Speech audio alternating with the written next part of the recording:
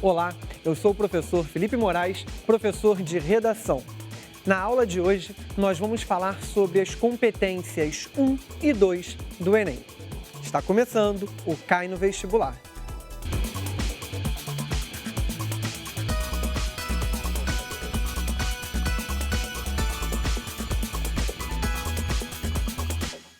Bem, na aula de hoje nós trataremos especificamente da prova de redação do Enem. Como essa banca costuma avaliar os seus candidatos?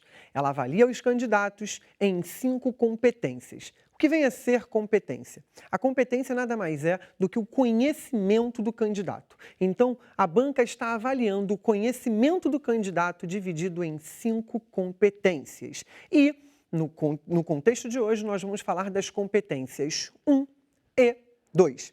A competência 1, ela mostra para o seu avaliador o domínio que esse candidato tem de língua portuguesa. Então, na competência 1, o que a gente vai encontrar é justamente a análise do texto do ponto de vista do cumprimento da norma padrão. Somente da norma padrão e, obviamente, do grau de formalidade. O que a gente precisa entender é que todo gênero textual, ele precisa se organizar dentro de uma determinada modalidade da língua, dentro de uma determinada realidade da língua. O gênero textual exigido pelo Enem é o gênero dissertativo argumentativo. Consequentemente, ele exige de nós a utilização da formalidade, da imparcialidade naquele texto. O que eu quero dizer com isso? Bem, obviamente, quando nós tratamos da questão da formalidade, não significa dizer que você deva começar a escrever o seu texto de maneira muito dificultosa. Você não precisa, aliás, você não deve dificultar a vida do seu leitor. O cara que está avaliando a sua redação, ele é um professor de língua portuguesa, mas isso não faz dele um conhecedor de todas as palavras do dicionário. Então, tome cuidado com as palavras que você venha colocar ali.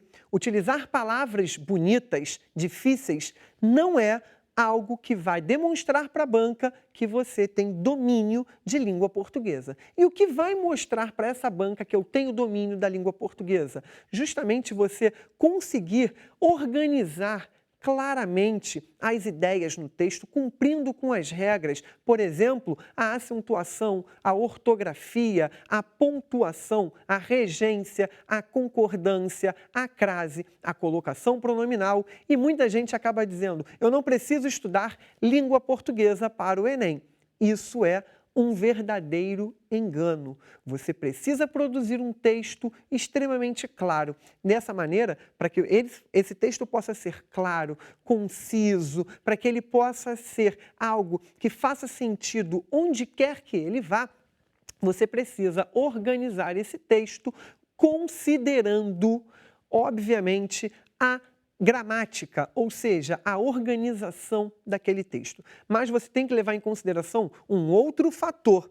Especificamente no Enem, a banca, ela é uma banca nacional. Você não sabe quem será o seu avaliador. Então, é muito importante que, na hora de escrever o texto, você se desvincule daquela linguagem utilizada no dia a dia, da linguagem cotidiana, da linguagem comum, porque você vai se deparar com um corretor de outro lugar, muito possivelmente. E, se ele não tiver contato com a sua realidade de língua, ele, muito possivelmente, não entenderá várias partes do seu texto. E aí você pode se questionar mais uma vez, mas ele é um professor de língua portuguesa, o que não significa dizer, mais uma vez, que ele tenha de reconhecer, de entender todas as variedades linguísticas existentes na nossa língua. Ele precisa justamente compreender todo o funcionamento da língua.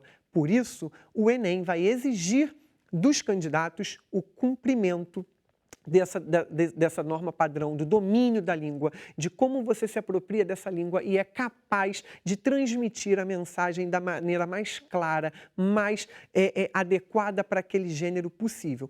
Pensando ainda nessa competência, né, como em todas as outras, nós temos uma avaliação que para cada competência vai dando 200 pontos. No caso da competência 1, o candidato começa a ser despontuado, ou seja, ele começa a perder ponto a partir de 3 desvios gramaticais. Então, é muito importante ficar atento. E como que ocorre essa perda de ponto? Ela é de 40 em 40. Logo, é muito importante passar a limpo esse texto e tomar cuidado com as coisas que estão sendo escritas ali, cumprir com rigor gramatical, sem necessariamente, mais uma vez, utilizar palavras difíceis. O que mostra que você tem domínio da língua é o conhecimento das regras da norma padrão, ok? Na competência 2, a banca dá justamente essa definição para a gente: compreender a proposta de redação e aplicar conceitos das várias áreas de conhecimento para desenvolver o tema dentro dos limites estruturais do texto dissertativo argumentativo em prosa. Tomem muito cuidado com essa palavra prosa. Muita gente confunde prosa com verso. Verso é a maneira como o poema, como a letra da música, né, são escritos. O texto em prosa é o texto corrido, é o texto marcado por parágrafo que vai até o final da linha. Nessa competência, a banca está avaliando o seu poder de dialogar as áreas de conhecimento dentro da redação, de trazer informações extras para o seu texto. Desse modo, então, o que a banca está esperando é que você seja capaz de buscar uma área, ou na verdade mais de uma área de conhecimento, que possa tornar o seu texto claro, produtivo, inteligível e, ao mesmo tempo, que ele seja algo necessário para o tema que está sendo desenvolvido ali, considerando sempre o texto dissertativo argumentativo e os limites que estão previstos para aquele texto dissertativo argumentativo. Então, já na introdução, em que a gente precisa começar pela contextualização do tema, a competência 2 já começa a ser avaliada ali. A capacidade de buscar um fato histórico que dialogue com o meu tema, para que em seguida eu aborde aquela frase temática, já é algo que vai começar a ser avaliado na competência 2. E na competência 2, eles começam a exigir 3 coisas muito necessárias para a avaliação da redação. Quais seriam essas 3 coisas?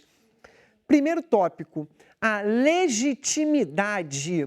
O que é a legitimidade? Por muito tempo, muitos candidatos ficavam decorando frases de filósofos e sociólogos e tentavam colocar de qualquer forma na redação, colocando uma explicação rápida que tentasse justificar aquele uso. Bem, a legitimidade, ela mostra justamente que essa área é reconhecida, que ela não é uma área que está perdida, e ela vai garantir que, no texto, essa área passe a ser muito importante.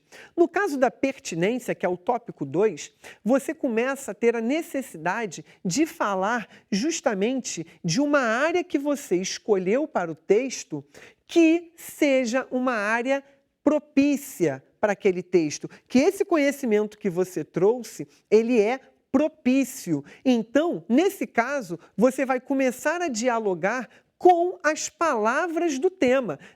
Dessa maneira, você precisa relacionar aí por meio de sinônimos, hipônimos, hiperônimos, que estão na frase temática. É mais uma chance que você tem de mostrar para a banca que você tem justamente o domínio do tema. Então, o conhecimento extra que você está trazendo, ele é pertinente para aquele tema, porque ele dialoga com o tema. E aí você vai mostrar isso por meio de sinônimos, hipônimos e hiperônimos. E o terceiro item é a produtividade é a maneira como você vai justamente estabelecer a relação entre essa área do conhecimento e o seu ponto de vista. Aqui é a interpretação que você apresenta para a banca daquele elemento que você trouxe, daquele conhecimento que você trouxe. Então, aqui você mostra mais uma vez para a banca a marca de autoria, o que você acredita e deixa claro, para não haver margem de dúvida, o porquê de aquela área do conhecimento estar ali no seu texto. Dessa maneira, você amarra muito bem essas informações e não vai conseguir permitir que a banca retire ponto algum de você. Então, legitimidade, pertinência e produtividade são os elementos necessários para a sua competência 2, garantindo o diálogo com o tema e com o ponto de vista que você está defendendo, ok? Então, eu vou aguardar vocês comigo para um próximo encontro, porque o Cai no Vestibular vai ficando por aqui.